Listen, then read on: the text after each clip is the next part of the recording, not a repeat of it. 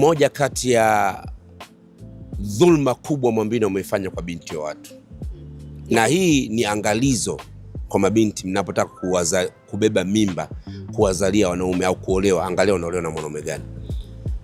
Mwambino amemdhalilisha sana Zuchu na familia yake. Huwezi kualika, kwanza huwezi kualika 99% wanawake wote umewatembea nao, unaalika kwenye birthday yako. Nilikuwa na mwangalia na Dolls, nani anazuka kusema huyu ni shemeji wa taifa, ni mama mkwe wa taifa. Ya ile haikuwa kauli nzuri. No, usimlaumu. Binti akitoa kauli amemaanisha. Ni kweli. Sasa ilikuwa na maana gani hiyo mama mkwe? Maana yake wale unauona pale, kama hana undugu na Mwambino amepita naye. Niambie pale alikuwa pale ambaye hana undugu na Mwambino hajapita naye nani? Walikuwa wengi tu mjana. Nani? Wewe unasemea kwa mastaa. Labda wanaume. Nakwambiaje? Yule hana cha mastaa, hana cha watoto wa shule, hana watoto wa chuo pale.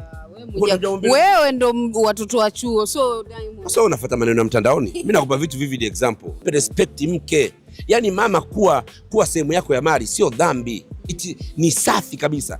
Na mtengee iwe siri ili usimuumize mke. Nakuelewa kabisa.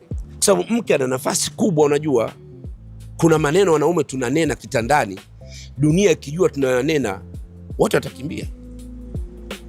Mama ana haki yake kwenye mali zako, ana haki kubwa sana, lakini ukishaoa mke ana haki kwenye mali zako.